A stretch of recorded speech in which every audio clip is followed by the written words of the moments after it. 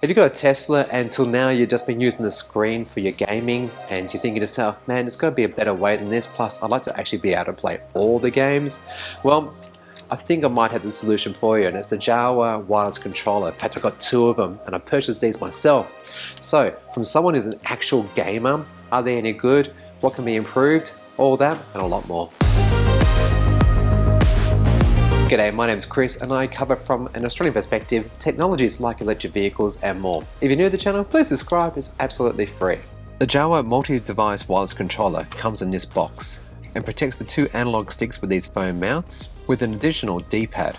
Much like an Xbox controller, you've got illuminated A, B, X and Y buttons, home turbo and capture buttons, plus and minus that are used for different functions depending on what you're connected to, a slider that turns it on to either Tesla, Nintendo Switch, Bluetooth. Up top you've got your shoulder buttons, pairing, USB-C socket, and LED status lights letting you know whether or not it's paired and battery status. Also included in the box is an instruction manual, USB cable, a USB-A to C converter, and because I purchased the two controller set, they also include a 3-port USB dash cam hub, two USB-A sockets ready to accept the two little wireless dongles, and a spot for your USB stick that stores your Sentry camera footage. After a quick charge, they're ready to be paired in your Tesla. If you have a Tesla from November 2021 onwards, think second generation sort of console and glove box and stuff like that, you're going to need this little dongle device. Conversely, for those who have got cars before them, you're fortunate and you can actually use the USB sockets inside the center console here, and I've got to say that's a lot easier to get to and manage than the glove compartment solution. But the best thing is that once you've done this pairing, that is to say you plug everything in, you press the little button on the side of the dongle to get it flashing. On the wireless controller, press and hold the sync button for a few seconds. When the LED lights are flashing fast, hopefully after about less than 10 seconds, it will vibrate to confirm it's actually connected. Do the same thing for the second controller and it will actually vibrate twice, denoting it's on the second connection, and that's it. After that, if you don't use the controller for I think it's about 5 or 10 minutes, they will go to sleep, and that's okay. To actually re-establish connection back with the Tesla ready for your next gaming session, you just press the home button and away you go. Now these game controllers are definitely designed for casual gaming, and I'll tell you why soon. But there's a few tricks that they do that, well, actually makes the gaming experience in a Tesla so much better. As we're recording this video, there's only about 13 games available in Australia, and this GPU and CPU in Teslas is actually around PlayStation 5 quality. That's to say, it can actually do very graphic intensive games, and it'd be awesome to see some high level quality games that you might actually find, say, on Xbox or on a PlayStation, because to date, realistically, these games are circa 1970s, circa 1980s retro games, or they're actually been designed for mobile phones. Think beach buggy racing. Not to say that this is a bad thing, but yeah, I think the potential is here, and using the screen is okay, but using the controllers is so much better. And the reason for that is that you actually have the ability to use analog sticks and the buttons and not have to mash on your screen and hope that your inputs are going to be translated well. In the Tesla, you'll note that some games are not playable unless you actually have a controller. Now this could be wired or wireless, and I gotta say, these wireless controllers can actually just be plugged in with that cable, so you can make them wired, meaning no need to fuss around the battery and stuff like that. But just being able to sit here in this position and potentially in the driver's position and have a controller comfortably perched where you normally would be gaming with is, yeah, the way to actually game. I kind of like the two different tones they're going for here. So for me, number one is this black one and number two is this wood grain one, and I feel that they're very much in that sort of Nintendo sort of space. They're a little small for my hands, and I would prefer little protrusions at the bottom here so it better supports my grip.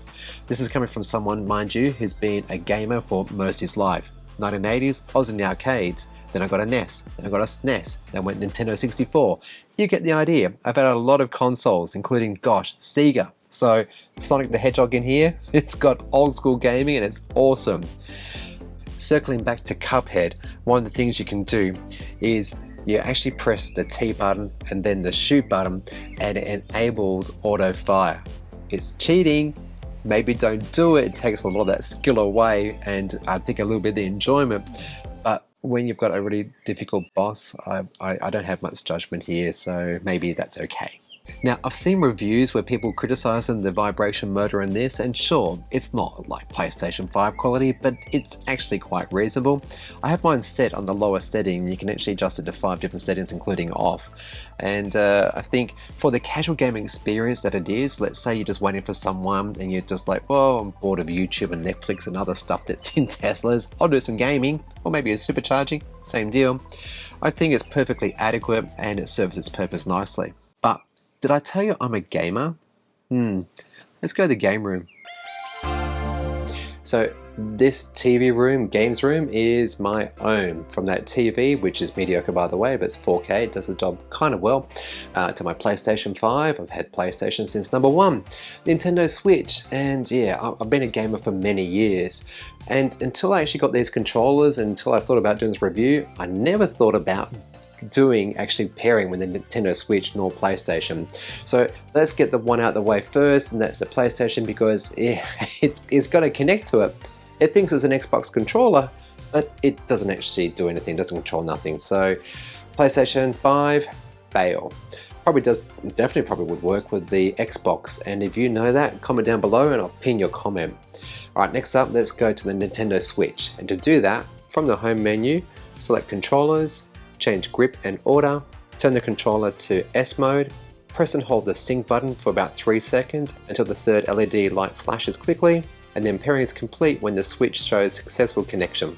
Okay, it worked reasonably well. Vibration was akin to what I'm expecting through these sort of controllers, which, mind you, I must point out, I've got 2 of these controllers, and well, for the same money I've now got 2 of the JOWUA controllers. Okay, so if ever my friends have, if ever my kids have friends over and they're doing Mario Party or Mario Kart, it's great that I've now got 2 additional controllers that we can actually use with the Nintendo Switch. I still think these are better. I actually play myself with these in my hands. I normally don't actually use the combined version like the old Nintendo 64 sort of style one. Definitely more this style person, but nonetheless, I think that comfort-wise, it works with the Nintendo Switch better than the PlayStation 5, but it doesn't work with the PlayStation 5, does it? So, yeah, horses for courses. I hope you've enjoyed this review of the JOWUA Multi-Device Controllers. I actually own these. I purchased my own money, so JOWUA had no editorial control nor input into this video. And yeah, I think for the situation that they are, casual gaming, they're great. You know, I can't really complain, because yeah, it's just the occasional play in here. I'm not going to sit in it for a few hours and have a serious session. No, it's not the sort of thing we're going to do, is it? Is it? Are you that person? Maybe you are. Anyway, if you want to actually rent my Model Y, please do check out the links below. You can actually rent it if you're in Victoria, and if you're up in Sydney in March next year, I'll be at Fully Charged Live Australia, and it's going to be an awesome event. So use my referral code below and save yourself 10% on tickets, and you're going to have electric vehicles to try and to see, electric mobility, lots of different talks. I'll be on some panels, and it's just going to be an awesome event. So again, follow links down below, and if you haven't already, subscribe, it's free. Maybe join me on Patreon or as a YouTube member, and otherwise, you be good and you be great.